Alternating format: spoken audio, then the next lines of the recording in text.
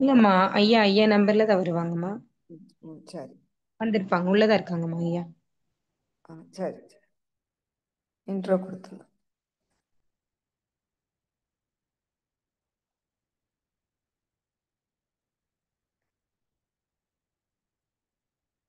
வாழ்க வளமுடன். அன்பர்களே, அடுத்த நிகழ்வாக நாம் மிகவும் ஆவலோடு எதிர்பார்த்து காத்து கொண்டிருக்கும் மாலை நேர சிறப்பு சிந்தனை உரைக்காக நம்மிடையே இன்று நம்முடைய இறை ஆசிரியர் இறை மதன் ஐயா அவங்க இணைஞ்சிருக்கிறாங்க. நாளை விநாயகர் சதுர்த்தி என்பதால் ஐயா அவங்க இன்னைக்கு நமக்கு விநாயகர் அகவலில் மறைந்துள்ள ரகசியங்கள் பற்றி நமக்கு கொடுக்க போறாங்க. இப்போ விநாயகர் பிறந்த தினம் அப்படின்னு நாம் கொண்டாடிட்டு இருக்கிறோம். இப்போ விநாயகர் சதுர்த்தி அன்னைக்கு நாம் என்ன செய்யணும், எப்படி விநாயகர் சதுர்த்தியை கொண்டாடி அந்த ஆற்றலை பெற்றுக்கொள்ளலாம் என்று நிறைய நம்முடைய முன்னோர்கள் இந்த பக்தி மார்க்கத்தில் நிறைய நமக்கு இந்த மாதிரி கொண்டாட்டங்களாக விழாக்களாக தொகுத்து கொடுத்துருந்தாங்க. அதையெல்லாம் நாம் இன்னைக்கு எப்படி கொண்டாடிட்டு இருக்கிறோம், இவ்வளோ நாள் இது வரைக்கும் நம்ம விநாயகர் சதுர்த்தி எப்படி கொண்டாடணும், நாளைக்கு எப்படி கொண்டாடணும் அப்படின்ற விளக்கத்தை தான் ஐயா அவங்க இன்னைக்கு கொடுக்க போகிறாங்க. ஒவ்வொரு பண்டிகையிலையும் இப்படி தான் நாம் அந்த தத்துவத்தை விட்டுட்டு எதற்காக கொடுத்தாங்களோ அந்த பர்பஸ் விட்டுட்டு வேற திசையில போயிட்டு இருக்கோம். இப்போ அதை நாம் சரியா கொண்டாடணும், சரியா பயன்படுத்தி கொள்ளணும் அப்படின்ற முறையில் ஐயா அவங்க இன்னைக்கு சிறப்பா நமக்கு விநாயகர் அகவலில் மறைந்துள்ள ரகசியங்கள் பற்றி விளக்கம் கொடுக்க இருக்கிறாங்க. ஐயா அவர்களை நாம் இறை சாதனை மார்க்கத்தின் சார்பாக வாழ்க வளமுடன் என்று வாழ்த்தியும் வணங்கியும் மகிழ்வோடு வரவேற்கிறோம். வாழ்க வளமுடன். வாழ்க வளமுடன் ஐயா.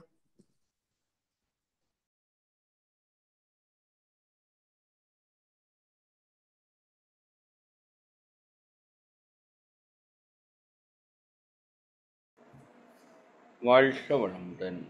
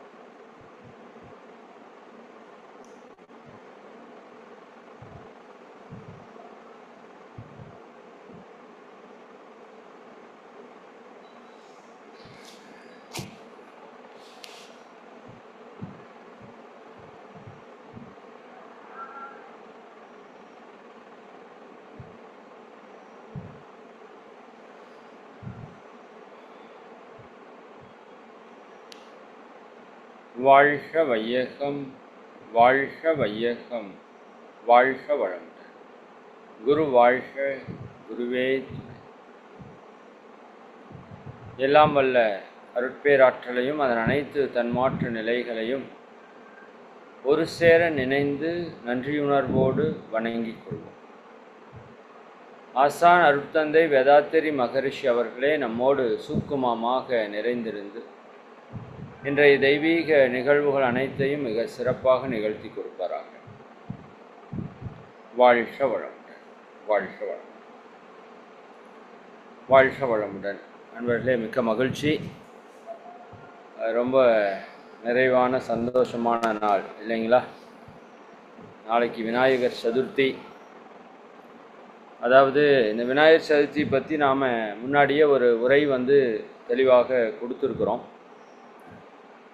இந்த விநாயகர் என்பவர் யார்? பக்தி மார்க்கத்திலே 5 முகத்தினை, 5 கரத்தினை, யானை முகத்தினை என்று போற்றி புகழக்கூடிய, வினைக்கு நாயகனாக இருக்கக்கூடிய, கணங்களுக்கு அதிபதியாக இருக்கக்கூடிய, வி என்றால் முதன்மையான என்று பொருள், நாயகன் என்றால் தலைவன் என்று பொருள். அந்த முதன்மையான தலைவனாக இருக்கக்கூடிய உண்மையான அந்த விநாயகர் தத்துவத்தை பற்றி நம்ம கொஞ்சம் முன்னாடி விளக்கங்கள் பேசியிருக்கிறோம். புதிய அன்பர்கள் நிறைய இருக்கிறதுக்கு வாய்ப்பு இருக்குது. அதனால் ஒரு சிறிய விளக்கத்தை கொடுத்து இன்றைக்கி நாம் எதை முக்கியமாக கருத்தில் எடுத்து இங்கே சிந்திக்க இருக்கிறோம் அப்படின்னா, விநாயகர் என்றாலே தமிழ்நாட்டில் இருக்கிற எல்லா மக்களுக்கும் தெரிந்த ஒரு விஷயம். விநாயகர் அகவல், ஔவையார் என்ற ஒரு மிகச்சிறந்த ஞானி, குண்டலினி யோகி, அவர்கள் அருளிய அந்த விநாயகர் அகவல் எப்படி சிவனுக்கு சிவபுராணமோ, முருகப்பெருமானுக்கு கந்த சஷ்டி கவசம், கந்த குரு கவசம் என்றெல்லாம் சிறப்பு பெற்றிருக்கிற பாடல்கள் இருக்கிறதோ, அப்படி விநாயகருக்கு பல பாடல் இருக்கிறது. அதில் விநாயகர் அகவல் என்பது மிக மிக முக்கியமான ஒரு பாடல். எல்லா பாடல்களும் அந்த இறைவனை போற்றி புகழ்ந்து பாடிக்கொண்டே செல்லும் பெரும்பாலான பாடல்கள். அதில் லயமாகி உருகி நின்று அந்த ஞானத்தை பெறுவது என்று ஒரு முறை. ஆனால் விநாயகர் அகவல்ல பல்வேறு ஞானத்தை கொடுத்திருக்கிறார்கள் ஔவையார். அதையும் நாம் இன்னைக்கு தெரிஞ்சுக்க போகிறோம்.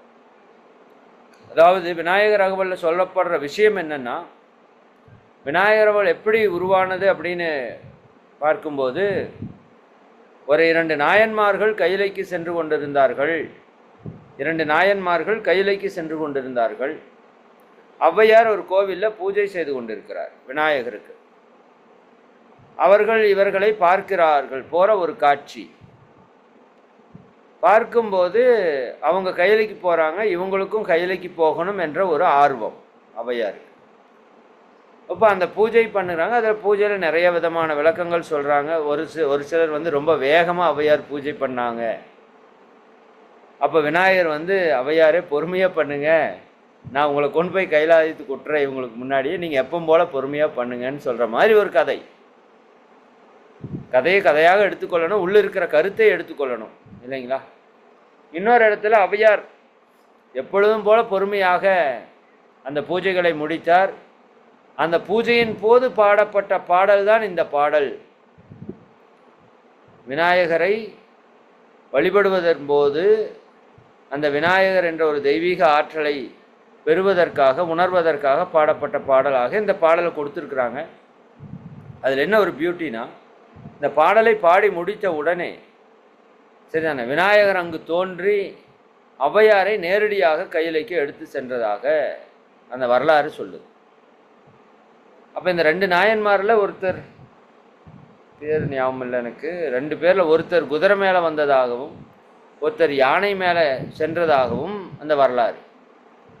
இப்போ யானை மேலே செல்வதை விட, குதிரை மேலே செல்வதை விட ஔவையார் இவங்க எல்லாத்துக்கும் முன்னாடி அங்கே இருக்கிறாங்க. எப்படி அந்த நிலையை அடைஞ்சீங்க, எப்படி இங்கே சேர்ந்தீங்க? சரிங்களா, பக்தி மார்க்கத்தில் சேர்ந்தீர்கள், ஞான மார்க்கத்தில் அந்த ஞானத்தை அடைந்தீர்கள். கைலை என்றால் சிவனுடைய பதத்தை, இறை உணர்வை பெற்ற நிலை ஔவையார். இப்போ எல்லாருக்கும் முன்னாடி அவங்க அங்கே போயிட்டாங்க.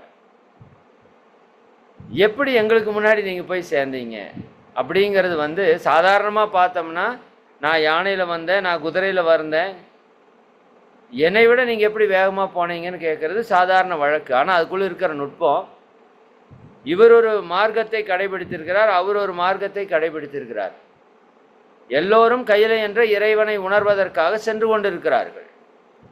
அதில் ஔவையார் மிக வேகமாக பலருக்கு முன்பாக அவர் சென்று விட்டார். ஔவையாருடைய வரலாறெல்லாம் உங்களுக்கு தெரியும்னு நினைக்கிறேன். அதை பற்றி ரொம்ப அதிகமாக போக வேண்டாம் சரிங்களா. சிறு வயதிலே ஞானத்தை பெற்ற தன்மை அவங்களுக்கு வந்தது, வயோதிகத்தை வரமாக வாங்கி கொண்டார்கள் என்றெல்லாம் சொல்கிறாங்க. சரியா, சரி, அதுக்குள்ளே அதிகமாக போக வேண்டாம். அப்போ இவங்க எப்படி ஷார்ட்டாக போனாங்க அப்படிங்கிற விளக்கத்தை தான் விநாயகர் அகவல்ல சொல்கிறாங்க. நீங்கள் அந்த விநாயகர் அகவலை நல்லா எந்த ஒரு பாடலை படிக்கும் போதும் பொருள் உணர்ந்து படிக்க வேண்டும். விநாயகர் அகவலை நீங்கள் படிக்கும்போது நல்ல அறிவில் தெளிவு இருக்கிறவங்க சொல்லுவாங்க, இது பொருள் உணர்ந்து படித்தால்தான் இதுக்கு பலன் உண்டு. விநாயகர் அகவல் பல்வேறு நன்மைகளை செய்யக்கூடிய சக்தி கொண்டது இது. ஆனால் அதில் பொருள் புரிந்து அதை சொல்ல வேண்டும். எப்படி சிவபுராணம் முந்தை வினைகள் முழுதும் ஓய உரைப்பன் நான் அப்படின்னு அவர் சொல்கிறப்ப அதில் கடைசியாக அவர் மாணிக்க வாசகர் சொல்கிறது என்னன்னா, இந்த யார் இந்த பாடலை பொருள் புரிந்து பாடுகிறார்களோ அவர்களுக்கு இது அத்தனை நன்மையும் கிடைக்குன்னு சொல்லிடுவாங்க. நம்ம இதில் ஆரம்பித்தாங்கன்னா சீத கலபன்னு இருந்து ஆரம்பித்தோம்னா பெருமானே விநாயக பெருமானேங்கிற வரைக்கும் நிறைய பேர் அந்த 72 வரிகள் இது மொத்தம் 72 வரிகள் 72 வரையும் விடாமல் கடன்னு பாடுறவங்க நிறைய பேர். பட் எவ்வளோ பேருக்கு அந்த பொருள் புரிந்தது என்று கேட்டால், பொருள் சின்ன குழந்தைகளுக்கு பாட வைக்கிறது நல்லது. மிக அற்புதமான ஒரு சக்தி கொண்ட ஒரு மந்திரம் என்றே சொல்லலாது. சரி, அந்த விதத்தில் நான் முதல்ல ஷார்ட்டாக ஒரு 5 நிமிஷம் இந்த விநாயகர் சதுர்த்தி என்றால் என்ன என்பதை பற்றி சொல்லிடுறேன் உங்களுக்கு. இப்போ விநாயகர் சதுர்த்தி என்பது விநாயகருடைய பிறந்த நாளாக கருதப்படுகிறது இல்லையா? வேதாத்திரி மகரிஷியுடைய பிரம்மஞான தத்துவம் படித்தவங்க எல்லாருக்கும் தெரியும். எல்லாம் வல்ல இறைநிலையாகிய மெய்ப்பொருள் ஆதிநிலை, அது அசைவற்றது, அது எல்லையற்றது இல்லையா? அதற்கு பேர் சிவம் என்று பேர். அதற்கு பேர் சிவம் என்று பேர். நல்லா புரிஞ்சுக்கோங்க. இதை ஷார்ட்டாக சொல்கிறேன், பழைய அன்பர்களுக்கு தெரியும், டக்குன்னு புரிஞ்சுக்குவீங்க. புதிய அன்பர்கள் கொஞ்சம் யோசித்து புரிஞ்சுக்கோங்க. சிவம் என்பது ஒரு நபர் அல்ல, ஒரு உருவம் அல்ல, அது எல்லையற்ற பரபிரம்மம். சரிங்களா? அதை உணர்த்தறதுக்காக நமக்கு சிலை வடிவத்தில் சொன்னாங்க. சிவனுடைய வடிவம் எப்படி இருக்கும் பார்த்துருக்கீங்களா? சிவபெருமானுடைய தோற்றம் அது உருவமே இருக்காது, அதற்கு அது அரூபா ரூபம் என்று சொல்வதற்காகத்தான் அந்த சிலையா அதை வடிக்காம, சரிங்களா, அதை லிங்கமாக வடித்திருப்பார்கள்.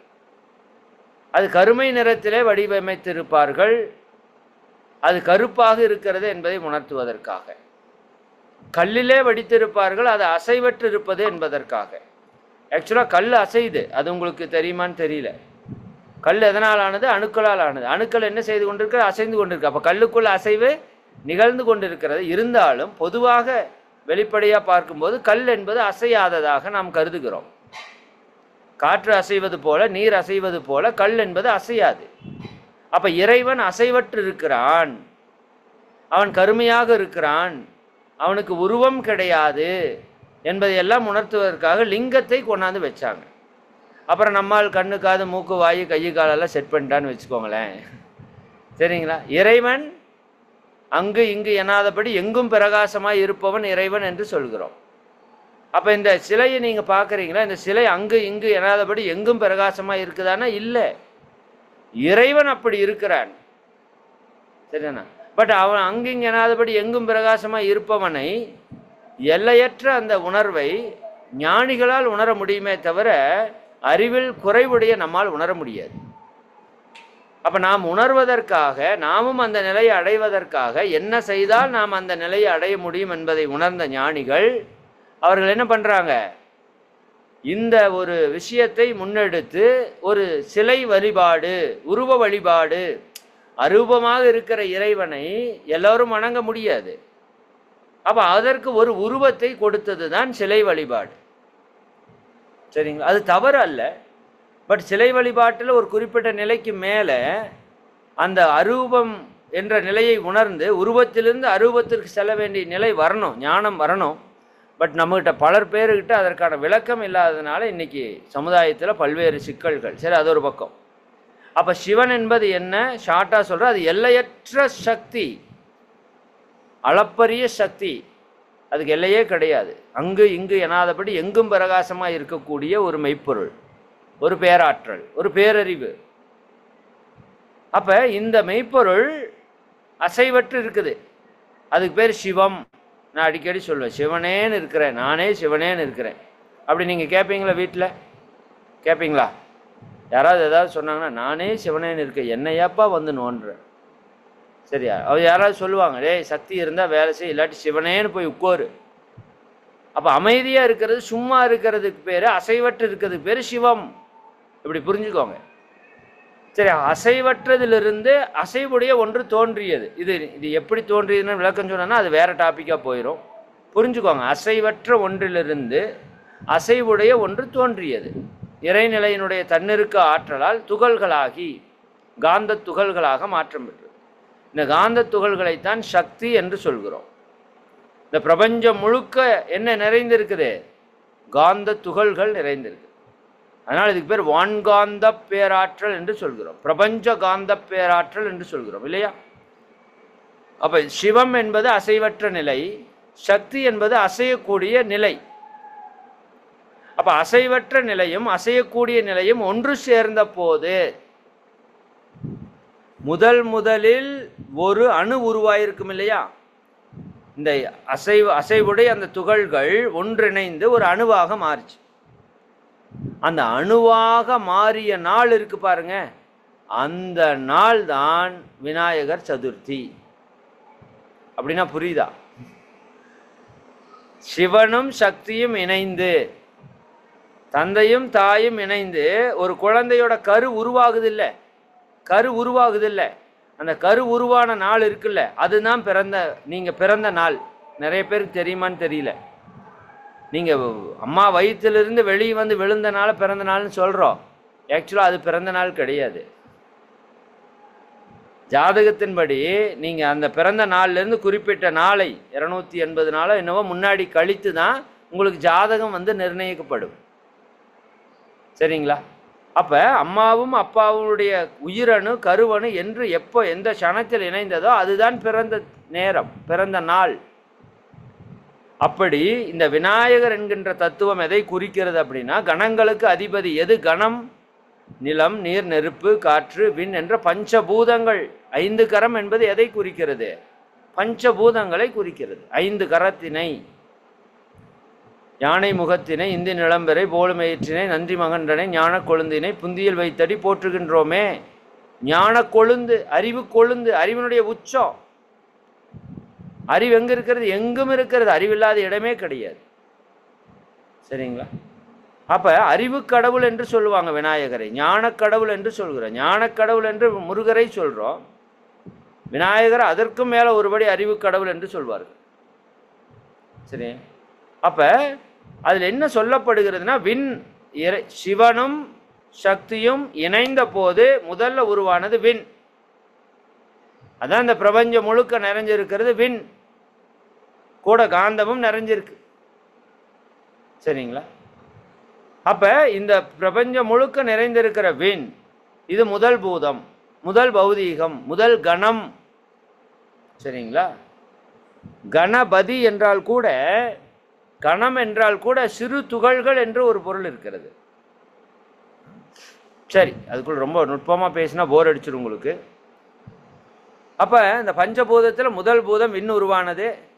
விண் உருவான உடனே சிவத்தன்மை விண்ணை சூழ்ந்து அழுத்தி அதை காற்றாக்கியது. காற்றை சூழ்ந்து அழுத்தி நெருப்பு, நெருப்பை சூழ்ந்து அழுத்தி நீர், நீரை சூழ்ந்து அழுத்தி எல்லாம் பஞ்சபூதங்கள் உருவாயிருச்சு. இந்த பஞ்சபூதத்தை தான் நாம் விநாயகர் என்று வழிபடுகிறோம்.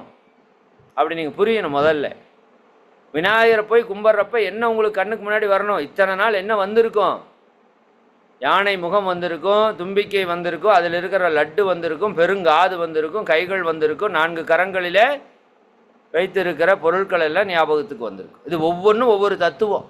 எலி முன்னாடி உட்கார்ந்துட்டு இருக்கிறது, வயிற்றில் கட்டி இருக்கிற பாம்பிலிருந்து ஒவ்வொன்றும் ஒவ்வொரு தத்துவத்தை விளக்குகிறதுன்னு வச்சுக்கோங்க. சரிங்களா? 3ஆம் கண் இருக்கோ. சரியா?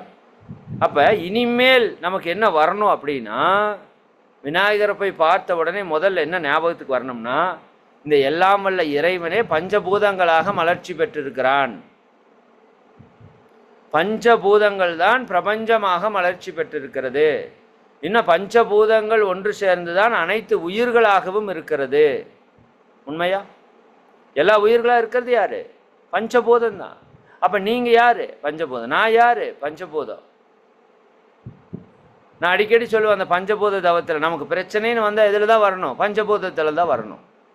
தீர்வுன்னு வந்தால் இதில் தான் வரணும், பஞ்சபூதத்தில் தான் வரணும். ஏன் விநாயகர் முதல்ல எல்லா கோயிலையும் வச்சுருக்காங்கன்னு புரியுதா உங்களுக்கு?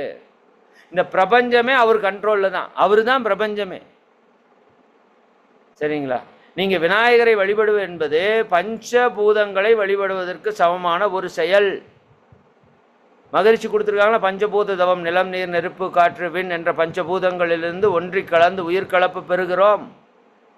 மொத்தமாக கூட சொல்லலாம் அந்த தவத்தை. விநாயகருக்கு முன்னாடி போய் நின்றுட்டு நிலத்தை, நீரை, நெருப்பை, காற்றை, விண்ணை நினைத்து கொள்ளுங்க. ஒரே டைமில் அப்படியே வியூ போங்க, ஜூம் பண்ணி போங்க.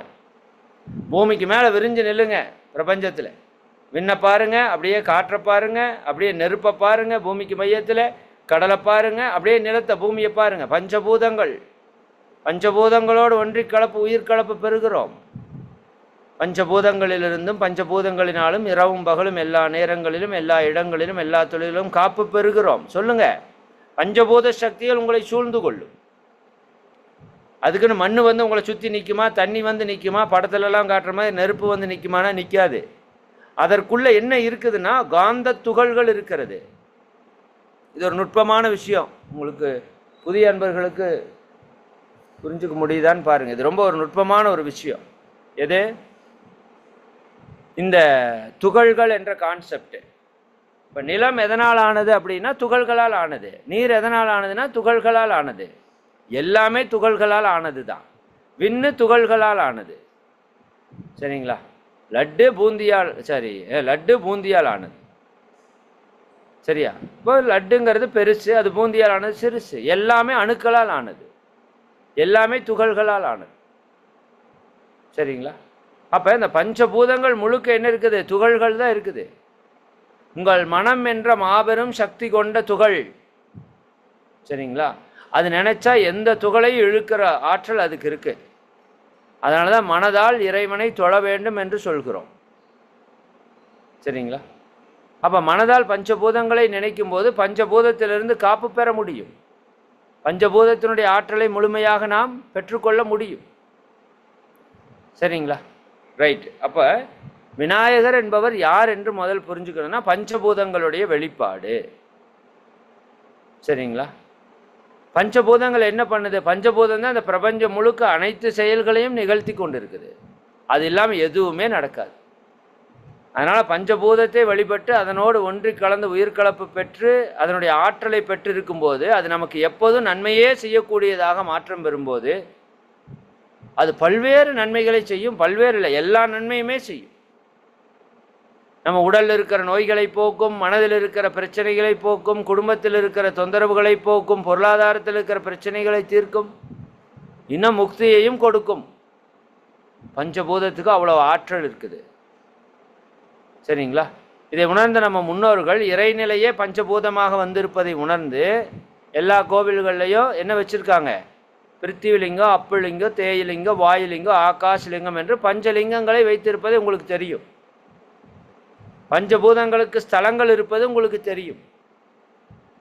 சரிங்களா? பஞ்சாட்சர மந்திரம் என்பது என்ன? நாமா சி வாய என்றால் என்ன? பஞ்சபூதங்களுடைய வெளிப்பாட்டுக்கான மந்திரம் தான் அது. இப்படி இறையாற்றலே பஞ்சபூதமாக எழுச்சி பெற்றிருக்கிறது. அந்த பஞ்சபூதத்தை நம்ம உணரணும். அப்போ நம்ம முன்னோர்கள் பார்த்தாங்க, எதை பார்த்தா 5 ஞாபகத்துக்கு வரணும், எதை ஒன்று பார்த்தா 5ன்னு ஞாபகத்துக்கு வரணும். எதை பார்த்தா அப்படின்னு பார்த்தாங்க. எல்லாத்தையும் யோசிச்சு பார்த்தாங்க. ஒருத்தருக்கு யானை டக்குன்னு ஞாபகத்துக்கு வந்து 5ன்னு ஒன்றையும் 4 கால் 1 தும்பிக்கை பார்த்தோன்னே 5 ஞாபகத்துக்கு வந்துடுச்சு. ஆமாம் 5 இல்லை அப்படின்னு. சரிங்களா? 4 காலும் தும்பிக்கை இருக்கு, பார்த்தோன்னே 5. அதை உணர்த்துவதற்காக யானையுடைய தலையை அந்த இடத்துல செட் பண்ணிட்டாங்க. இது வந்து அதை அந்த பொருளை உணர்த்துவதற்காக ஏற்படுத்த. அதுக்குள்ள இருக்கிற ஞானம் என்னன்னு நீங்க புரிஞ்சுக்கணும். சிவமும் சக்தியும் சேர்ந்த போது உருவான பஞ்சபூதங்கள் தான் விநாயகர். சரிங்களா? சரி, அந்த விநாயகர் என்பவர் யாருடைய தன்மையிலிருந்து வெளிவந்தவர்? இறைத்தன்மையிலிருந்து வெளிவந்தவர். அப்ப விநாயகருக்குள்ள என்ன தன்மை இருக்கும்? இறைத்தன்மை அப்படியே இருக்கும். அதனால பாருங்க, பஞ்சபூதங்கள் இறைத்தன்மையினுடைய மொத்த வெளிப்பாடாக இருக்கும். பஞ்சபூதங்கள்ல இருந்து அனைத்துமே அடுத்த நிலைக்கு வந்திருக்குது. சரிங்களா? அப்ப பஞ்சபூதத்தோடு இணக்கம் பெற்றால் வாழ்க்கை முழுமையாகுங்கிறதுக்கு தான் விநாயகரை எல்லா கோவில்லையும் முன்னாடி வச்சு பிள்ளையார் பிள்ளையார் பிள்ளையார் என்று நாம வந்து வழிபட்டு கொண்டிருக்கிறோம். அதை புரிஞ்சு இனிமேல் வழிபடுங்க. சரிங்களா? வழிபாடு நல்லது, தெரிந்து வழிபடுவது நல்லது. சரிங்களா? ரைட். அதை பற்றி நான் உங்களுக்கு சொல்லியிருப்பேன். விநாயகர் எந்த சாமியை கும்பிட்டாலும் அங்கே முன்னாடி பழம் வைத்திருப்பார்கள், தேங்காய் வைத்திருப்பார்கள். இது நிலத்திலிருந்து வந்தது என்பதற்காக. நீரை வைத்திருப்பார்கள், நீர் நிலத்தினுடைய அறிகுறி மண்ணை வைக்க முடியாது, மண்ணிலிருந்து வந்த பழங்கள் காய்கள் அதை வச்சிருப்பாங்க. நீர் அங்கு இருக்கும், நெருப்பு அங்கு காட்டப்படும் கற்பூரமாக, காற்றினுடைய அறிகுறியாக அங்கே ஊதுபத்தி வைத்திருப்பார்கள். விண்ணை அவங்க காட்ட முடியாது, நீங்கள் மனதால் விண்ணை உணர்ந்து கொள்ள முடியும். அப்போ பஞ்சபூத சக்தியால் அங்கே வந்திருக்குது அப்படிங்கிறது தான் எல்லா கோவில்களுடைய வழிபாட்டிலும் இருக்கும். சரிங்களா? சரி, அப்போ அந்த விதத்தில் விநாயகர் சதுர்த்தி என்பது இந்த பிரபஞ்சத்திலே முதல் விண் தோன்றிய நாள். இது எப்படி கண்டுபிடிச்சிருப்பாங்க பாருங்க, எவ்வளோ ஞானம் இருந்தால் இதை கண்டுபிடிச்சிருப்பாங்க. ஏன்னா விண் தோன்றி அதுக்கப்புறம் பஞ்சபூதம் தோன்றி அதுக்கப்புறம் எத்தனை கோடி யுகங்கள் கலந்து பூமி தோன்றி அதில் உயிரினம் தோன்றியதுன்னு தெரியாது. ஆனால் ஞானத்தால் பின்னோக்கி போனால் எத்தனை ஆயிரம் யுகங்களையும் கடந்து செல்ல முடியும்னு சொல்கிறாங்க ஞானிகள். லூசி அப்படின்னு ஒரு படத்தில் காலச்சக்கரத்தில் அப்படியே அந்த பொண்ணு பின்னாடி போவாங்க. அப்படி ஞானிகள் தியான சக்கரத்தின் மூலமாக பின்னால் சென்று அந்த நாளை கண்டறிந்திருப்பாங்க. இப்போ நாளைய நாள் ரொம்ப ரொம்ப பிரசித்தி பெற்ற நாள். சரிங்களா? இந்த உலகத்தில் முதல் உயிர் தோன்றிய நாள் அப்படின்னா எவ்வளோ சிறப்பான நாள். அப்படி இந்த பிரபஞ்சத்தில் முதல்ல விண் தோன்றிய நாள், உயிர் தோன்றிய நாள் நாளைக்கு விநாயகர் சதுர்த்தி. சரிங்களா? அதிலிருந்து தான் அனைத்து பிரபஞ்சமும் வளர்ச்சி பெற்றது. அப்போ அந்த சக்தி மிக்க ஒரு நாள். சரிங்களா? நாளைக்கு பிரபஞ்ச சக்தி அபரிமிதமாக இந்த பூமியில் வந்து சேரும். அப்படி சேரக்கூடிய நாள்களைத்தான் முக்கியமான நாட்களாக நம்ம முன்னோர்கள் கருதி வச்சிருக்கிறாங்க. சரிங்களா? அப்போ அந்த விதத்தில் நாளைக்கு முழுக்க இறை வழிபாட்டில் ஈடுபடக்கூடிய நாள். சரிங்களா? இந்த களிமண் தத்துவம், சிலை தத்துவம், அதை கொண்டு போய் கரைக்கிற தத்துவம், இதெல்லாம் நம்ம ஆல்ரெடி நிறைய பேசிட்டோம். சரி, நம்ம அகவலுக்குள்ளே போவோம். அகவலுக்குள்ளே ஊறுப்பட்ட செய்திகள் இருக்குது. அதை நான் எந்த அளவுக்கு ஷார்ட்டாக சொல்ல முடியுமோ சொல்கிறேன். ஏன்னா இதை மிக நீண்டதாக ஒரு உரை கொடுக்க வேண்டிய ஒரு சிந்தனையாக அந்த அகவல் இருக்குது. சரிங்களா? சரி, அகவலில் ஃபஸ்ட்டு எப்போவுமே அவங்க துவங்குவது அந்த கடவுளை பற்றிய ஒரு விளக்கத்தோடு தான் அது தொடங்குறாங்க. சரிங்களா? சீதக்கலவ செந்தாமரை பூம்பாத சிலம்பு பல இசை பாட பொன்னரை ஞானும் பூந்துகில் ஆடையும் வண்ண மருங்கில் வளர்ந்து அழகு. சரிங்க, இப்படி அந்த விநாயகரனுடைய அழகை பற்றி நிறையா பாடிக்கொண்டே வர்றாங்க ஔவையார். முதல்ல எடுத்தோன்னையும் எந்த ஒரு பாடலிலுமே அந்த இறைவனுடைய மகிமைகளை பற்றி, மேன்மையை பற்றி, அழகை பற்றி, சிறப்பை பற்றி புகழ்ந்து பாடுறது ஒரு இயல்பு. சரிங்களா? அதில் நாம் எடுத்துக்கொள்ள வேண்டியது எங்கே அப்படின்னா, மொத்தம் 72 வரிகள் சொன்னல, ஒரு 10லிருந்து 13 வரிகளுக்கு 12 வரிகளுக்கு அவரை பற்றிய வியப்புகள். அவர் இப்படி இருப்பார், அவரோட முகம் இப்படி இருக்கும், அவருடைய காது இப்படி இருக்கும், அவருடைய கண்கள் இப்படி இருக்கும் என்று அதனுடைய சிறப்புகளை பாடுற ஔவையார் இந்த இடத்துல என்ன சொல்றாங்க பாருங்க. சொற்பதம் கடந்த துரிய மெஞ்ஞான அற்புதம் ஈன்ற கற்பக களிரே. எனக்கு இந்த பாடல் மனப்பாடமாக தெரியாது, அதனால் அந்த பாடலுடைய வரிகளை படிச்சுட்டு உங்களுக்கு விளக்கம் சொல்கிறேன். சரிங்களா? சொற்பதம் கடந்த துரிய மெஞ்ஞான அற்புதம் ஈன்ற கற்பக களிரே. களிரே என்றால் யானையே என்று அர்த்தம். கற்பு அக களிரே என்று சொல்கிறார்கள். அது எப்பேற்பட்ட கற்பக களிரே? சொற்பதம் கடந்த,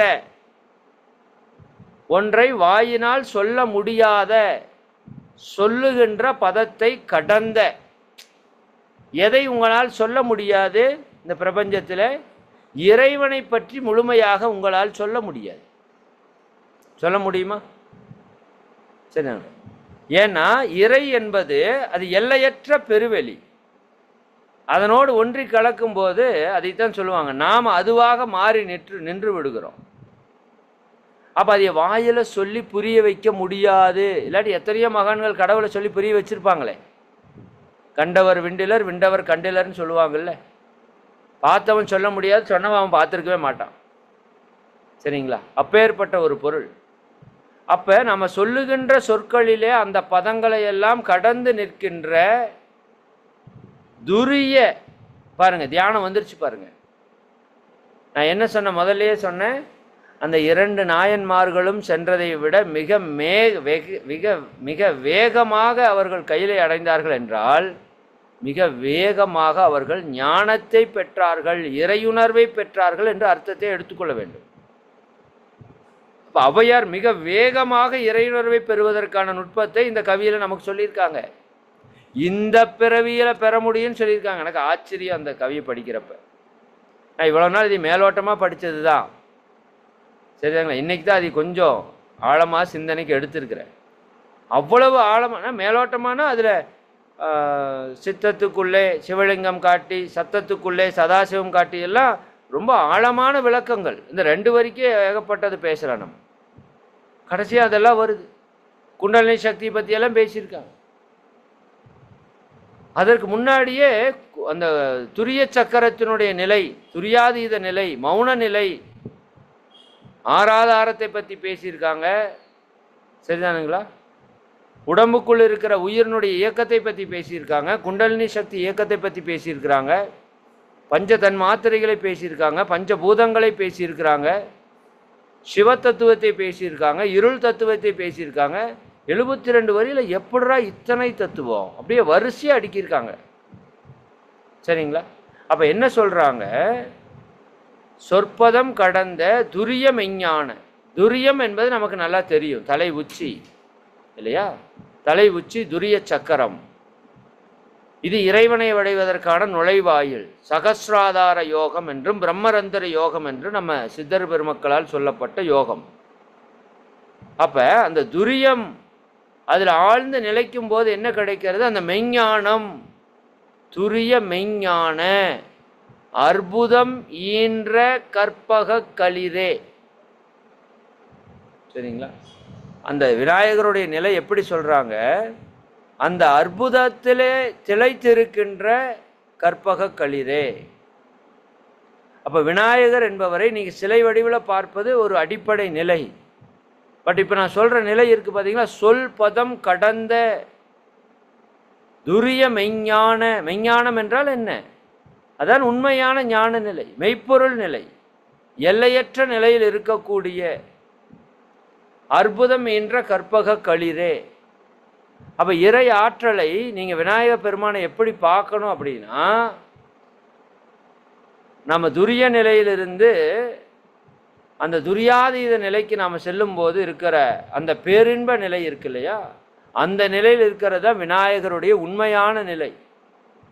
அடுத்தது சொல்றாங்க, இப்பொழுது என்னை ஆட்கொள்ள வேண்டி, இப்பொழுது என்னை ஆட்கொள்ள வேண்டி தாயா எனக்கு தான் எழுந்தருளி மாயா பிறவி மயக்க மறுத்து. எவ்வளவு ஒரு ஆழமான செய்தி பாருங்க. இப்பொழுது என்னை ஆட்கொள்ள வேண்டி, இந்த பிறவியிலேயே தடுத்தாட்கொள்ளுதல். அங்கேயே பாருங்க, இங்க பாருங்க, ஈகோவே இல்லாத ஒரு பேச்சு இது. நாம் போய் இறைவனை உணர்ந்த இப்பொழுது என்னை ஆட்கொள்ள வேண்டி இறைவன் தான் வந்து ஆட்கொள்றான். இறையுணர்வே பெறணும்னாலும் அது இறைவனோட பர்மிஷன்ல தான் முடியும். சிவபுராணத்திலே இந்த கதை சொல்லப்பட்டிருக்கிறது. இந்த வார்த்தை ஈர்த்து என்னை ஆட்கொண்ட எந்தை பெருமானேன்னு தான் பேசுறாரு. நான் போய் இறைவனோட இணைஞ்சிட்டேன்னு யாருமே சொல்லல. அவன் வந்து என்னை ஆட்கொண்டான், அதைத்தான் சொல்றாரு. இப்பொழுது என்னை, இந்த பிறவிலேயே என்னை உன்னோடு இணைத்து கொள்ள ஆட்கொள்ள வேண்டி தாயா எனக்கு தான் எழுந்தருளி. எப்படி? தாய்க்கு நிகரான ஒரு அன்பையோ ஒரு உணர்வையோ உலகத்தில் எந்த உயிராலையும் கொடுக்க முடியாது. அப்ப அந்த தாய்க்கு நிகராக தாயா எனக்கு தான் எழுந்து அருளி, அந்த இறைவன் தானாகவே எழுந்து அருளி மாயா பிறவி. மாயா பிறவி என்றால் என்ன? இந்த மாய்தல் என்றால் இறத்தல் என்று பொருள். இந்த பிறவி என்ன ஆமானது? சாகமானது. மாயா பிறவி, பிறவி பிறவி பிறவி பிறவி பிறவி பிறவி பிறவி என்று பிறவி பெருங்கடலை நாம் நீந்தி கொண்டு இருக்கிறோம். முழுசா கடையேறின மாதிரி தெரியல. மாயா பிறவி, மறுக்காத பிறவி, இறக்காத பிறவி, இத்தனை பிறவி பிறந்து, சரிங்களா? அதனுடைய மயக்கத்தை அறுத்து, மாயா பிறவி மயக்கம் அறுத்து. ஏன் இந்த பிறவி நீளுகிறது? மயங்கி கிடக்கிறோம். இல்லையா? ஆணவம், கண்மம், மாயை என்று சொல்லக்கூடிய அந்த மும்மலங்களிலே நாம் சிக்கி மயங்கி கிடக்கிறோம். நண்பர்களே, ஒரே நிமிடம், சார்ஜ் கொஞ்சம் குறைஞ்சிச்சு, ஒரே செகண்ட், சாரி.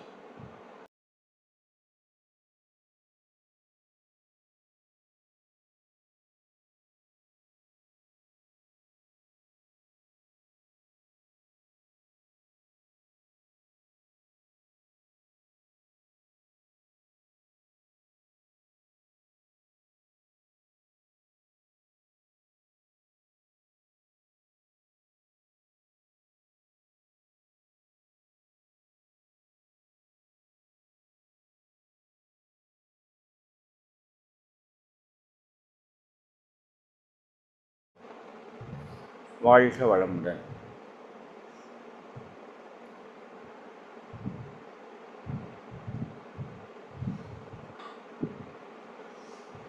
சார்ஜ் கொஞ்சம் குறைஞ்சிருச்சுன்னா, சார்ஜ் கொஞ்சம் தான் இருக்குது. ஓகே, ஒரு நிமிஷம்.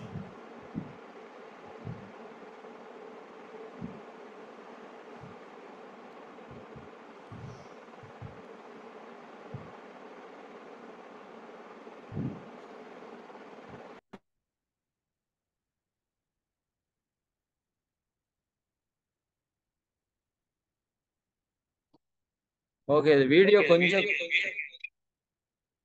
கிளாரிட்டி கம்மியாக இருக்கும், பரவாயில்ல.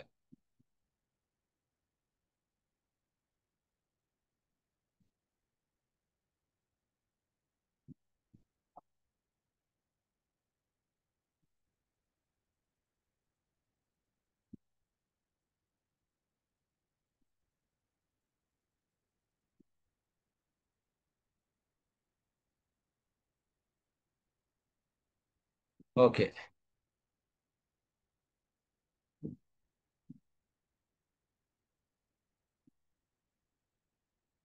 அப்ப மாயா பிறவி என்று சொல்லக்கூடிய இந்த பிறவி என்ன ஆக மாட்டேங்குது? நமக்கு மாய்ந்து போகிறது இல்லை. பிறவியை அறுக்கிறதுக்கு வந்திருக்கிறோம், பட் அந்த பிறவி நமக்கு என்ன ஆகிக்கொண்டே இருக்கிறது? தொடர்ந்து கொண்டே இருக்கிறது. சரிங்களா?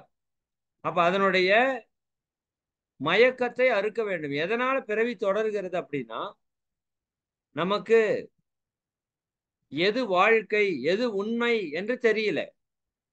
அப்ப பொருளின் மேலையும் புலனின் மேலையும் மயக்கத்துல நாம வாழும்போது, சரிங்களா, அப்ப அந்த பொருள் மயக்கம் புலன் மயக்கத்துல சிக்கி இருக்கும்போது நமக்கு என்ன நிகழ்கிறது? மீண்டும் மீண்டும் மீண்டும் மீண்டும் பிறப்பு நிகழ்ந்து கொண்டே இருக்கிறது. அப்ப அந்த மாயா பிறவியினுடைய மயக்கத்தை அறுக்க வேண்டும். மயக்க நிலையில இருக்கின்ற, மாயையிலே சிக்கி கொண்டிருக்கின்ற நம்முடைய அறிவுக்கு ஒரு தெளிவை கொடுக்க வேண்டும். அது எப்படி? மயக்க மறுத்து திருந்திய முதல் 5 எழுத்தும், திருந்திய முதல் 5 எழுத்தாகிய, சரிங்களா, பஞ்சாட்சரம், அந்த இறை ஆற்றல் எப்படி பஞ்சபூதங்களாக மலர்ச்சி பெற்றது என்பதை உணர்த்தக்கூடிய பஞ்சாட்சரம் தெளிவாய் பொருந்தவே வந்து என் உளம் தன்னில் புகுந்து, நம்ம உள்ளத்தில் அதற்கான தெளிவு கிடைக்கணும். இப்ப இவ்வளவு நாள் நமக்கு பஞ்சபூதம் என்றால் அதை பற்றி ஒரு பெரிய ஒரு விஷயம் தெரிஞ்சிருக்காது. நான் என்னை பொறுத்த வரைக்கும் சொல்றேன், நீங்க கொஞ்சம் அதிகமா தெரிஞ்சிருக்கலாம். பட் மகரிஷிகிட்ட வந்து இந்த பஞ்சபூத தத்துவம் தெரியறதுக்கு முன்னாடி, சரிங்களா, இதனுடைய முழுமை நமக்கு புரியாது. ஏதோ போறோம், கோயில்ல வழிபாடு பண்றோம், சாமியை கும்பிடுறோம், எல்லாரும் செய்யறாங்க, நானும் செய்யறேன், பட்டை போடுறோம், மொட்டை போடுறோம், வந்துடுறோம், அப்படிதான் இருக்கிறோமே தவிர இதற்கான ஆழமான விளக்கம் பொருள் எல்லாம் நமக்கு தெரியுது. அப்ப அந்த இறை ஆற்றல் நம்ம உள்ளத்திலே புகுந்து, அடுத்த வரி போடுறாரு பாருங்க, குரு வடிவாகி. இந்த இறைவனே எப்படி இருக்காரு? என் உள்ளத்திலே புகுந்து என் மாயை அறுத்து என் மாயா பிறவியை முடித்து என்னை இறையுணர்வு பெருக்க வைப்பதற்காக அந்த இறைவனே, விநாயகனே, இறை ஆற்றலே குரு வடிவாகி. குருவாக வர்றது யார்? சாட்சாத் இறைவனே தான்.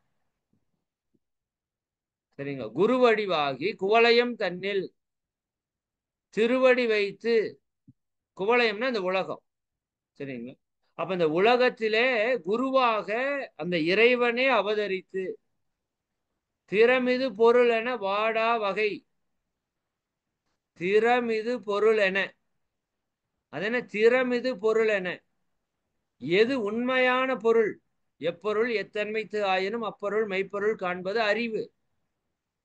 சரிங்களா? இப்ப ஒரு பொருளை பார்க்கிறோம், அந்த பொருளை அந்த பொருள் என்று கருதுகிறோம். ஒரு லேப்டாப் பார்க்கிறோம், லேப்டாப் என்று கருதுகிறோம். செல்போனை பார்த்தா செல்போன் என்று கருதுகிறோம். இது இயல்பு, மனித இயல்பு. சரிங்களா? திறம் இது பொருள் என, இப்ப உண்மையாலுமே அது பொருளா அப்படி பார்த்தோம் அப்படின்னா இது ஒரு பெரிய விளக்கம். அது பொருள் அல்ல. லேப்டாப் என்பது பொருள் அல்ல, பல அணுக்களுடைய கூட்டு. சரிங்களா? அப்ப அணுக்கள் கலைந்து போச்சுன்னா அங்க ஒண்ணும் இல்லாம போயிடும். அப்ப அணுக்களுடைய கூட்டு இயக்கம் தான் லேப்டாப். அப்ப அணுக்களோட கூட்டு இயக்கம் பொருளா நிகழ்ச்சியா? அது நிகழ்ச்சி. ஒன்று இயங்கி கொண்டிருக்குதுன்னா அது நிகழ்ச்சி. ஒன்று தோற்றம் முடிவு இருக்குதுன்னா அது நிகழ்ச்சி. அப்ப பொருள் என்பது எது? தோற்றமற்றது, முடிவற்றது, இயக்கத்திற்கு உட்படாதது. அப்ப அந்த திறம் இது பொருள் எது? மெய்ப்பொருள் மட்டும்தான். அதனாலதான் இந்த பொய்ப்பொருளை எல்லாம் பொருள் எல்லாவற்றை பொருளென்று மருளானா மானா பிறப்பு என்று வள்ளுவர் ஒரே ஒரு குறளை சொல்லி போட்டு போயிட்டார். பொருள் எல்லாவற்றை பொருளென்று மருளானா மானா பிறப்பு. எப்பொருள் எத்தன்மைத்து ஆயினும் அப்பொருள் மெய்ப்பொருள் காண்பது அறிவு. எப்பொருள் யார் யார் வாய் கேட்பினும் அப்பொருள் செம்பொருள் காண்பது அறிவுன்னு சொல்லிட்டு போயிட்டார். அப்ப உண்மையான பொருள் என்பது எது? அது நமக்கு தெரியுமா? சரி, அது குரு வடிவில் வந்து குருதான் இந்த ஞானத்தை கொடுக்கிறார். குருவாக வந்தது யார்? இறைவனே குருவாக வந்து அந்த ஞானத்தை கொடுக்கிறார். வாடா வகை, வாடா வகைன்னா என்ன? துன்பம் இல்லாத வாழ்க்கை. இது 2 இடத்துல பதிவிக்கிறாங்க ஔவையார். துன்பம் இல்லாத வாழ்க்கை ஒரு முறை கிடைக்குன்னு சொல்லல. சரியா? துன்பம் இல்லாத வாழ்க்கை இருமுறை. வாடா வகை, துன்பம் இல்லாத வாழ்க்கை வாழ்வதற்கான வழியை, வகையை தான் மகிழ்ந்து எனக்கு அருளி. அவன் அருளும் போது எப்படி இருக்கான்? தான் மகிழ்ந்து எனக்கு அருளி. சும்மா ஏதோ கொடுக்கறன்னு கொடுக்கல, தான் மகிழ்ந்து எனக்கு அருளி. கோடு ஆயுதத்தால் கொடுவினை களைந்தே. இந்த கோடு ஆயுதம் அப்படிங்கிறது நம்ம துரிய நிலை தியானத்தை குறிக்கிற ஒரு முக்கியமான ஒரு குறிப்பு. நம்முடைய தீய வினைகள், பல வினைகள் எல்லாம் எங்க இருக்குது தெரியுங்களா? நம்மளுடைய மூளை செல்களிலே இருக்கிறது. முன்னோர்கள் செய்த வினை வித்தில் உண்டு. நம்ம பெற்றோர்கள் செய்த பாவ புண்ணிய பதிவுகள் வித்தின் வழியாக எனக்கு வருகிறது. மூளையிலே உன் செயல் பதிவு அனைத்தும் உண்டு. முன்னோர்கள் செய்த வினை வித்தில் உண்டு, மூளையிலே உன் செயல் பதிவு அனைத்தும் உண்டு. அப்ப இந்த கர்ம வினைகளை அழிக்கணும். கெடுவினை கொடுவினை களைந்தே உவட்டா உபதேசம் புகட்டி. உவட்டா உபதேசம்னா என்ன? உவட்டா என்றால் தெவிட்டாத, தெவிட்டாத தேனின்பம்னு சொல்றோம் இல்லையா?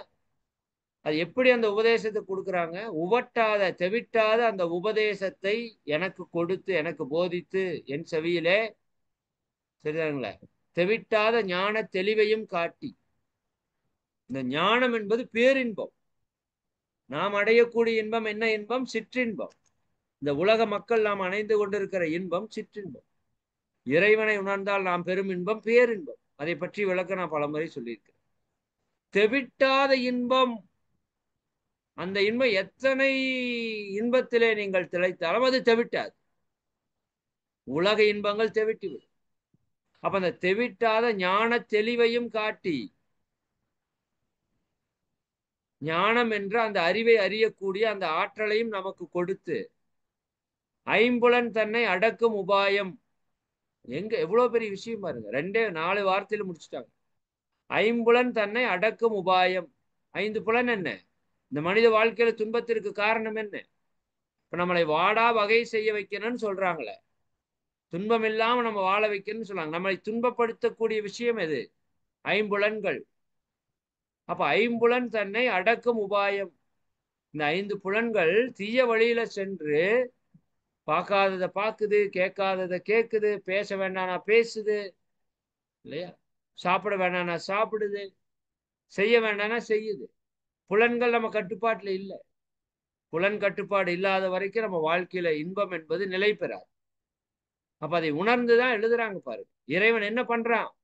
அதைத்தான் நமக்கு தியானத்துல மகரிஷி எடுத்தோன்னே ஆக்னியில கொடுக்குறாங்க.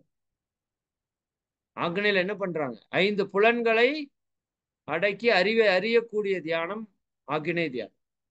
அப்ப 5 தன்னை அடக்கும் உபாயம், அது எப்படி கட்டுப்பாட்டுல வைத்துக் கொள்ளக்கூடிய வேண்டும் என்ற வழியை இன்புறு கருணையின் இனிதன கருளி.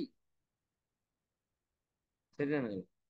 மிகப்பெரிய இன்பத்தோடு அந்த கருணையோடு எனக்கு அதை கொடுத்து, கருவிகள் 10 கருவிகள் சொல்லுவோம். கருவிகள் என்றால் இந்திரியங்கள் என்று சமஸ்கிருதத்துல பேர். ஞான இந்திரியங்கள், கர்ம இந்திரியங்கள்.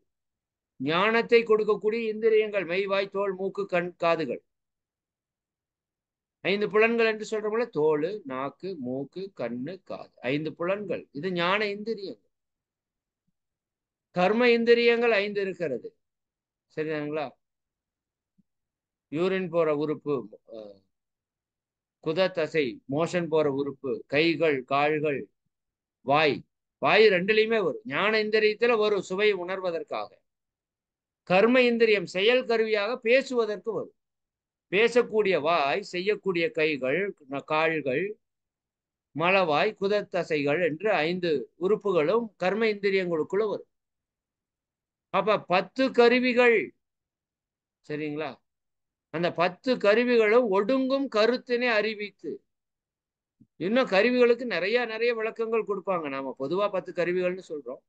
இன்னும் மனம், புத்தி, சித்தம், அகங்காரம் என்று சொல்லக்கூடிய 4 விதமான கருவிகள் என்றும் வேதங்களிலே சொல்லப்படுகிறது. அப்ப இந்த அனைத்தையும் ஒடுக்கி கருத்தினை அறிவித்து, 5 புலன்களையும் ஒடுக்கி தியானத்தின் மூலமாக ஒடுங்கி என்றார். அந்த அசைவற்ற நிலையில ஒடுங்கி நிற்கிறது என்று சொல்றோம்ல, ஒடுங்கி நின்றல் என்று சொல்றோம். அசைவற்ற மௌன நிலையிலே நிறுத்தி கருத்தினை அறிவித்து அதனுடைய உண்மையான தெளிவான விளக்கத்தை கொடுத்து இருவினை தன்னை அறுத்து. அதான் ரொம்ப முக்கியம். இருவினை என்ன வினை? 2 பல விளக்கங்கள் இருக்கு இருவினைக்கு. இருள் சேர் இருவினையும் சேரா இறைவன் பொருள் சேர் புகழ் புரிந்தார் மாட்டுன்னு அங்க வள்ளுவம் சொல்லு. இருவினை என்றால் ஒன்று பழவினை என்று ஒரு அர்த்தம் இருக்கிறது. இன்னொன்று புகுவினை. பழவினை என்றால் முன்னோர்கள் கொடுத்த வினைகள். புகுவினை என்றால் இப்ப நாம செய்யக்கூடிய வினைகள். பழவினையில 2 பார்ட்டு. முன்னோர்கள் கொடுத்தது ஒண்ணு, நாம் இதுவரைக்கும் செஞ்சது ஒண்ணு. எல்லாமே இப்ப வரைக்கும் நம்ம செஞ்ச வினை அத்தனையும் பழவினை. இனிமேல் செய்யக்கூடிய வினை புகுவினை. இது இருவினை என்று சொல்லலாம்.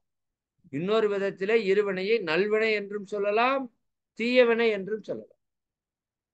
தீயவினை எப்படி நமக்கு ஒரு சங்கிலியோ அது போல நல்வினையும் நமக்கு ஒரு சங்கிலி தான். அதை அறுக்காமலும் நம்மளால போக முடியாது. சரிங்களா?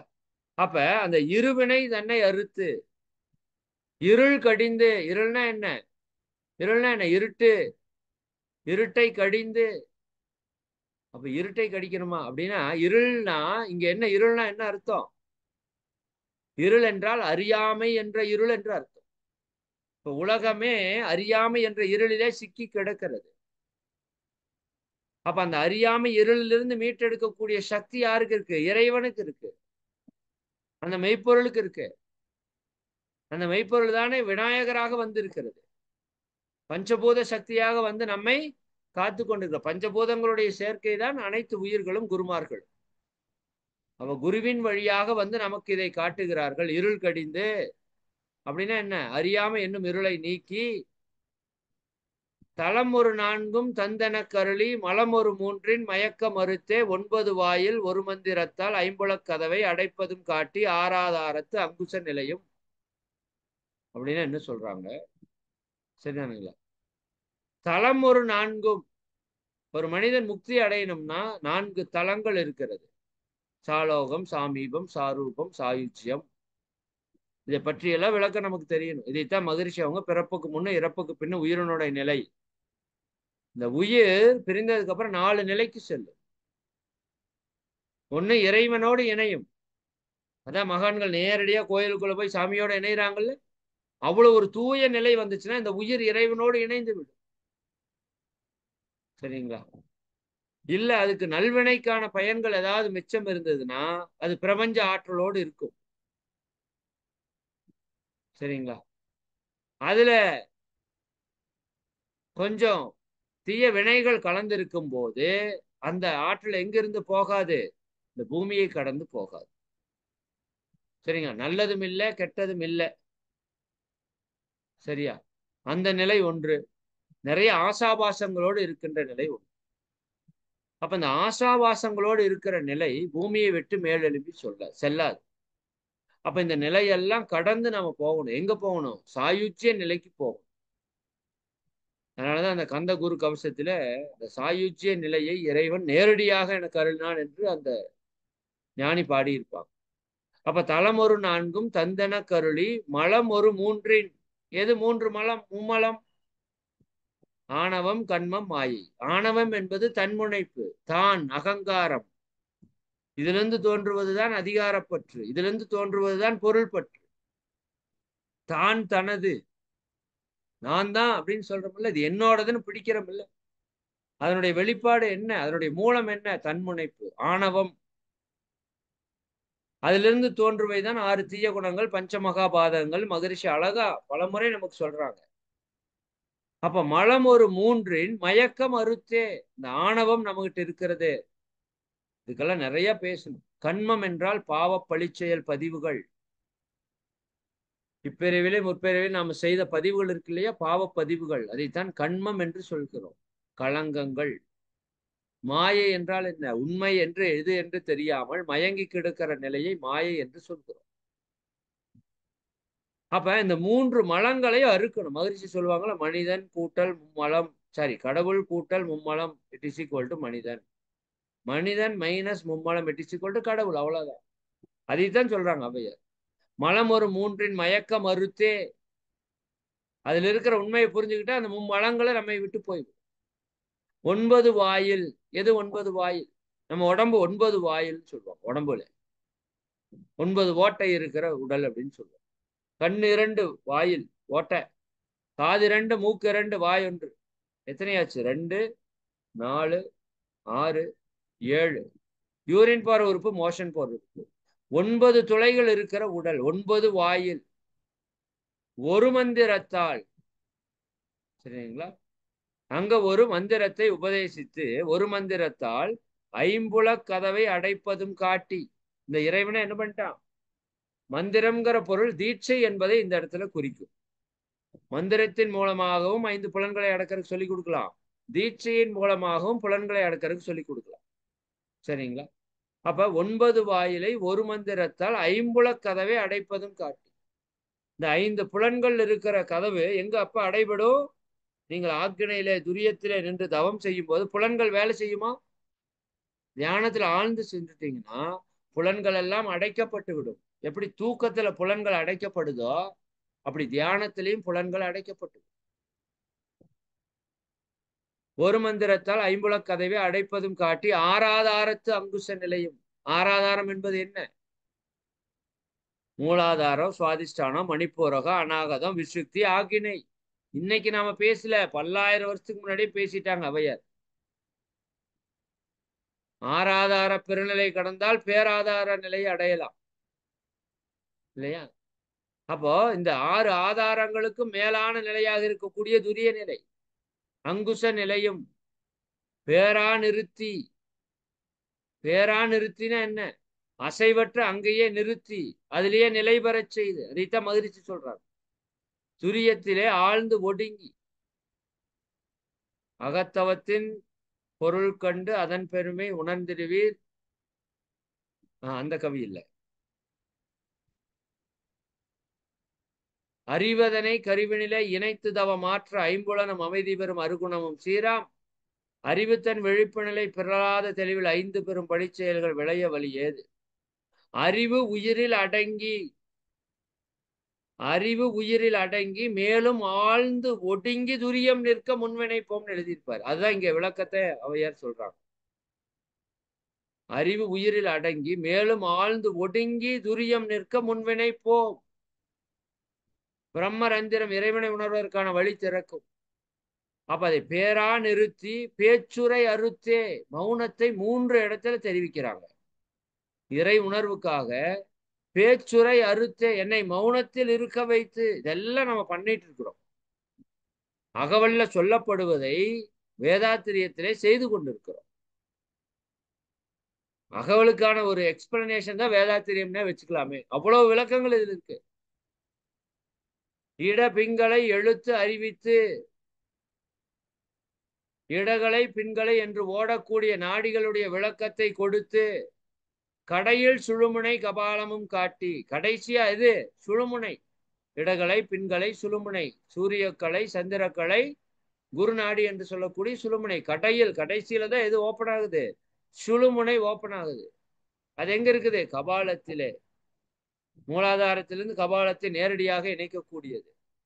3 மண்டலத்தின் முட்டிய தூணின் 4 எழும் பாம்பின் நாவில் உணர்த்தி, சரிங்களா? இந்த குண்டலினி சக்தி எப்படி இழுக்கிறது? அது பாம்பினுடைய சக்தி போல இருக்கிறது. சரிங்களா? குண்டலி அதனில் கூடிய அசபை விண்டெழு மந்திரம் வெளிப்பட உரைத்து, மூலாதாரத்தில் மூண்டலு கனலை காலால் எழுப்பும் கருத்தறிவித்தே. இறைவன் என்ன பண்றான்?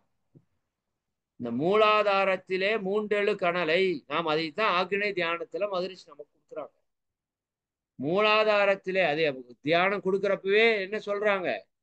மூலாதாரத்துல புதிய அன்பர்களுக்கு கொடுப்போம், கொடுக்கறப்ப சொல்லுவோம், குண்டலினி சக்தி குவிந்து எழுக, தெய்வீக சக்தி திரண்டு எழுக, உயிர் சக்தி ஓங்கி எழுக.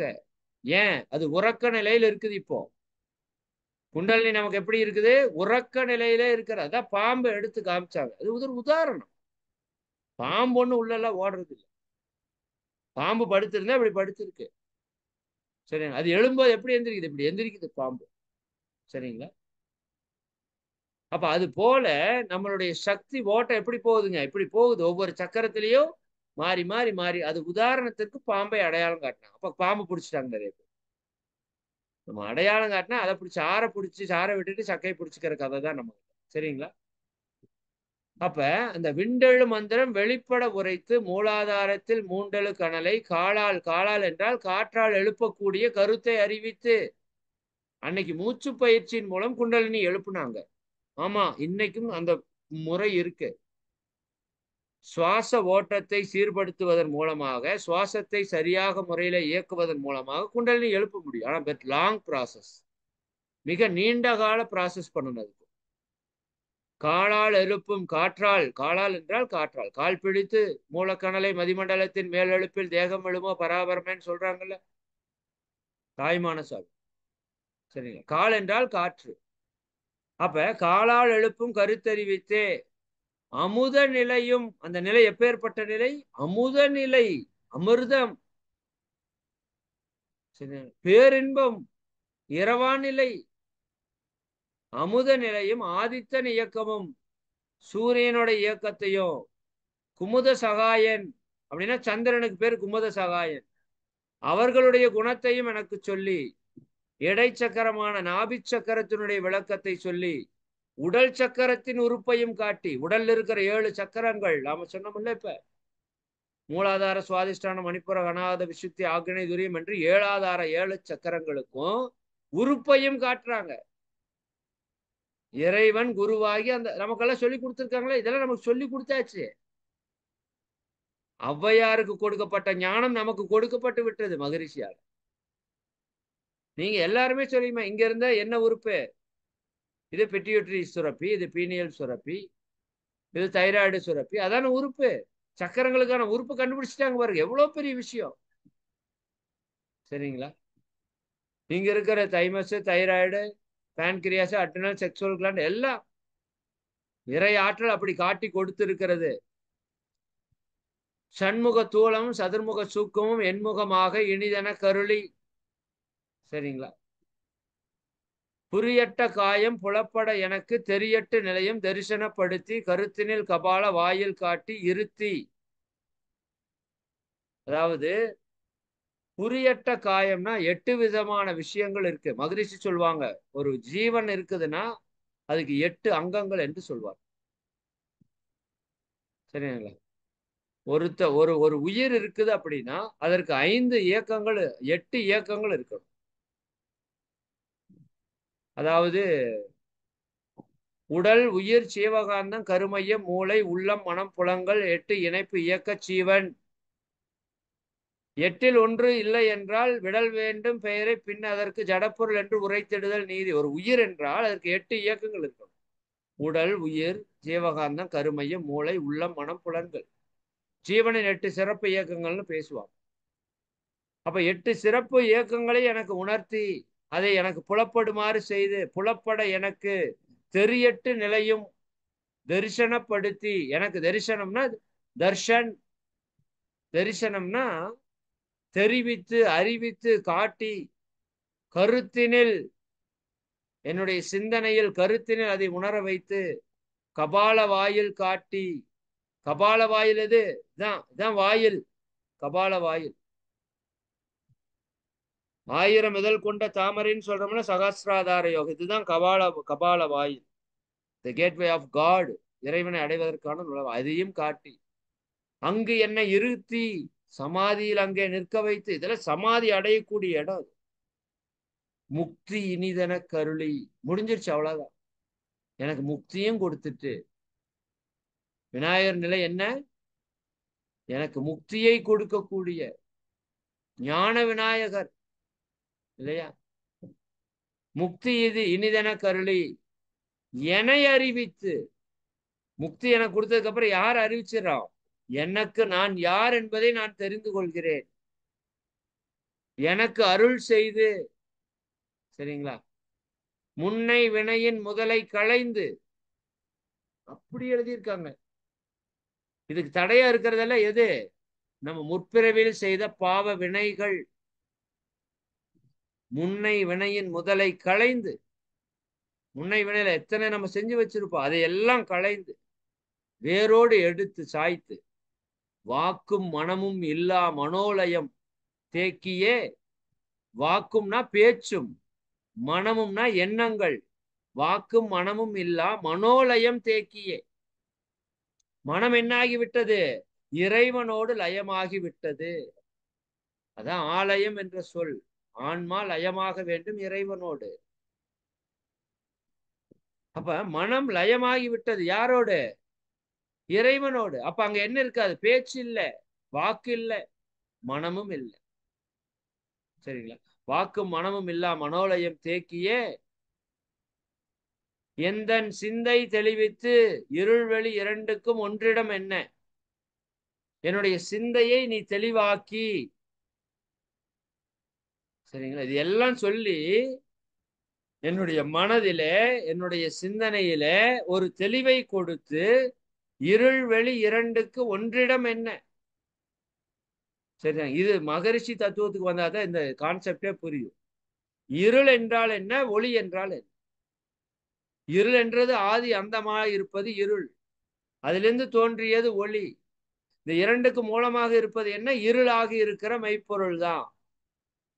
சரிங்களா? இருள் வெளி என்று சொல்றாங்க. அதை 2 பிரிவாகவும் பிரிக்கலாம். இருள் ஒன்று வெளி ஒன்றும் சொல்லலாம். இருள் வெளி என்று ஒற்றை பொருளிலே சொல்லலாம்.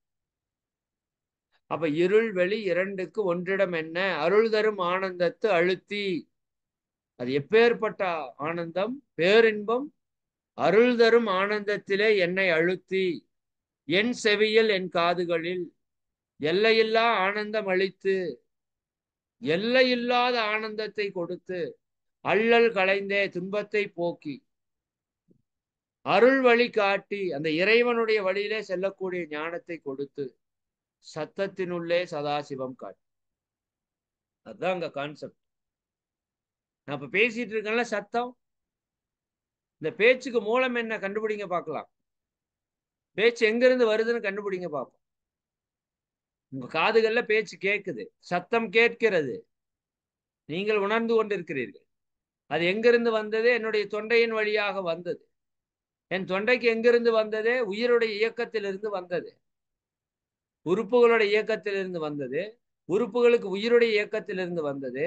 உயிருக்கு காந்தத்துடைய இயக்கத்திலிருந்து வந்தது. காந்தமாக இருப்பது இறைவன் தான். இறைவனுடைய இயக்கத்திலிருந்து வந்தது. இப்ப பேசிக்கொண்டிருக்கிற, நிறுத்திட்டேன். மௌனம் த சதாசிவ நிலை. சதாசிவ நிலை. சத்தத்துக்குள்ளே சதாசிவம் காட்டி பேசிட்டு இருக்கிறோம். ஒரு க்ஷணம் நிறுத்தினா அந்த சுத்த நிலை இருக்குல்ல, மௌன நிலை இருக்குல்ல, அது சதாசிவ நிலை. சரிங்களா? சத்தத்துக்குள்ளே சத்தமில்லாத சதாசிவத்தை காட்டு. சித்தத்துக்குள்ளே, சித்தம்னா உயிர், சித்தத்துக்குள்ளே சிவலிங்கம் காட்டி தியானம் அதான் பண்றோம். சித்தம் உயிர், உயிர் மேல தவம் பண்றோம். உயிருக்குள்ளே சிவலிங்கம் காட்டி. சிவலிங்கம் என்பது என்ன?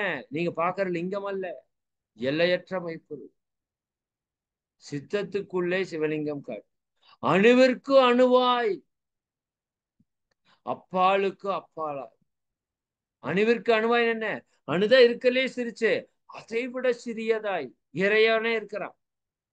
அணுவிற்கும் அணுவாய், அப்பாலுக்கும் அப்பாலாய். எப்பாலுக்கு அப்பால்? பிரபஞ்சம் கடந்து இருக்கிற பால் நிலை, அப்பாலுக்கு அப்பாலா, எல்லாவற்றையும் கடந்து அப்பால இருக்காருங்க அப்படின்னு சொல்லுவாங்க. எல்லாவற்றையும் கடந்து அணுவிற்கு அணுவாகவும் இருக்கிறான், அப்பாலுக்கு அப்பால தூணிலும் இருக்கிறான், துரும்பிலும் இருக்கிறான் பேசியிருக்காங்க. கடைசியா என்ன சொல்றாங்க? இது எப்படி இருக்கு தெரியுமா அந்த அனுபவம்? இந்த குண்டலினி யோகத்தை ஒருவன் முறையாக செய்யும் போது கிடைக்கிற அனுபவம் பேரின்ப அனுபவம். அது இறை அனுபவம். அந்த இறை அனுபவத்தை கொடுக்கிற வல்லமை இந்த பஞ்சபூத சக்திகள், அதற்கு மூலமா இருக்கிற இறை ஆற்றலுக்கு இருக்குது. அந்த இறையாற்றலே பஞ்சபூதமாகி பஞ்சபூதங்களே குருவாக வந்து இதை கொடுக்கிறாரு. இறைவனே தான் கொடுக்கிறார் இல்லையா? கணுமுற்றி நின்ற கரும்பு உள்ளே காட்டி. கணுமுற்றி நின்ற கரும்பு எப்படி இனிக்கும் தெரியுமா?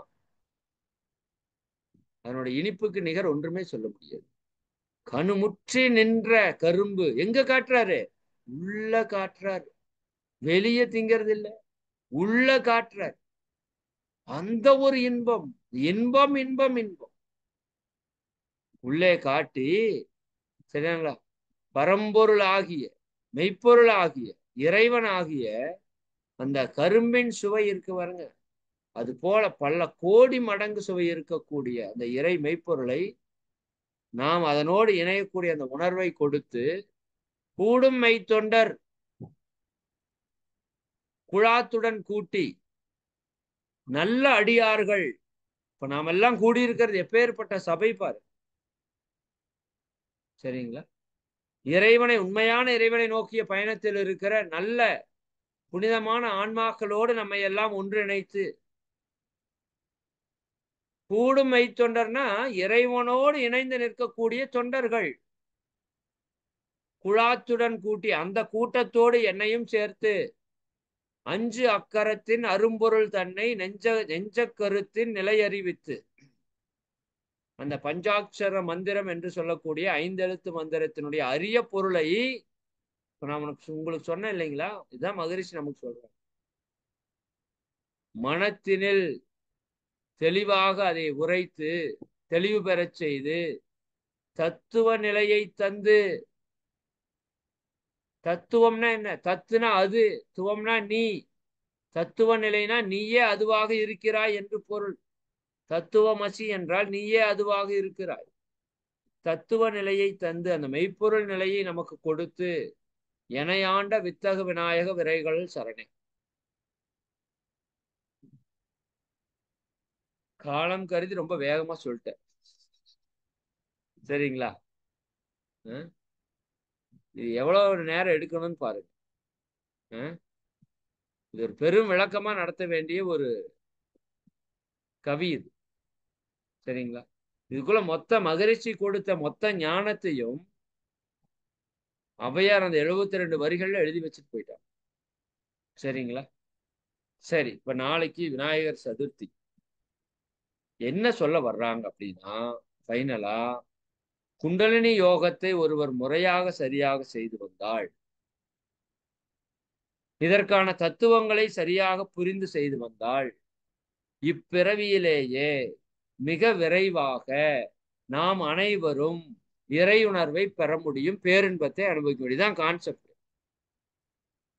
அதற்கு தான் அந்த இறையாற்றலே குருவாக வந்து இத்தனையும் நமக்கு கொடுத்துருக்குதுப்பா. ஔவையார் எழுதி வச்சுட்டு போனதெல்லாம் நம்ம பண்ணிட்டு இருக்கிறோம். அதுதான் பெரிய விஷயம். சரிங்களா? இப்ப நாளைக்கு விநாயகர் சதுர்த்தியில் என்ன பண்ணணும் அப்படின்னா, பஞ்சபூதங்களை நாளைக்கு முழுக்க மனதில் நினைத்து கொண்டே இருங்க. பஞ்சபூதங்களுக்கு நன்றி தெரிவித்துக் கொண்டே இருங்க. பஞ்சபூதங்களை வாழ்த்தி கொண்டே இருங்க. பஞ்சபூதத்துக்கு மூலமாக இருக்கிற இறைநிலையை நினைத்து கொண்டே இருங்க. ஏன்னா இந்த பிரபஞ்சத்துல பஞ்சபூத சக்தியினுடைய ஆற்றல் அபரிமிதமா இருக்கு. எப்பொழுதும் போல நாம ஒரு விரத நாட்கள் எப்படி இருப்போமோ அதை முடிஞ்ச வரைக்கும் கடைபிடிங்க. உணவை குறைத்து கொள்ளுங்க. சரிதானுங்களா? உணவை குறைத்து கொள்ளுங்க. டிவி செல்போனெல்லாம் ரொம்ப அதிகமா பார்க்காம இருங்க. ஆற்றலை பெருக்கிக் கொள்ளுங்க. நல்லா தியானம் பண்ணுங்க. கோவிலுக்கு போயிட்டு வாங்க. குடும்பத்தோட மகிழ்ச்சியா இருங்க. பயிற்சிகளை முறையா செய்யுங்க. குறிப்பா பஞ்சபூத நினைவுங்கிறத அதுல கான்செப்ட். சரிங்களா? பஞ்சபூதங்கள் மேல நம்ம உணர்வு நாளைக்கு முழுக்க இருந்ததுன்னா, அந்த பஞ்சபூத சக்தி ஒரு ஆண்டுக்கு எவ்வளவு சக்தி தேவையோ அந்த சக்தியை உங்க உடல் நாளைக்கு கிரகித்துக் கொள்ளும். சரிங்களா? அந்த அளவுக்கு ஒரு பவர்ஃபுல்லான டே விநாயகர் சதுர்த்தி. அதை நல்லா நம்ம பயன்படுத்தும். சரிங்களா? ஓகே, மிக்க மகிழ்ச்சி. அனைவருக்கும் நன்றி. அருட்பேராற்றல் கருணையினால் நீங்களும் உங்கள் அன்பு குடும்ப உறுப்பினர்கள் அனைவரும் உடல் நலம், நீலாயுள், நிறை செல்வம், உயர்ப்புகள், மெய்ஞானம் ஓங்கி வாழ்க வளமுடன், வாழ்க வளமுடன், வாழ்க வாழ்க வளம். மிக்க மகிழ்ச்சி. நண்பர்கள் அனைவருக்கும் விநாயகர் சதுர்த்தி நல்வாழ்த்துக்கள். பஞ்சபூத சக்தி, இறை சக்தி, பிரபஞ்ச அன்னையினுடைய தெய்வீக சக்தி, நவக்கோள்களுடைய ஆற்றல் நமக்கும் நம்ம அன்பு குடும்ப உறுப்பினர்கள் அனைவருக்கும் இரவும் பகலும் எல்லா நேரங்களிலும் எல்லா இடங்களிலும் எல்லா தொழில்களிலும் உறுதுணையாகவும் பாதுகாப்பாகவும் வழி நடத்துவதாகவும் அமையுமாக. வாழ்க வளம், வாழ்க வளம், வாழ்க வளம். அனைவருக்கும் நன்றி. மிக்க மகிழ்ச்சி. சிறப்பா விநாயகர் சதுர்த்தி கொண்டாடுங்க. நன்றி, நன்றி. அன்பர்களுக்கு ஒரு முக்கிய அறிவிப்பு. நாளைக்கு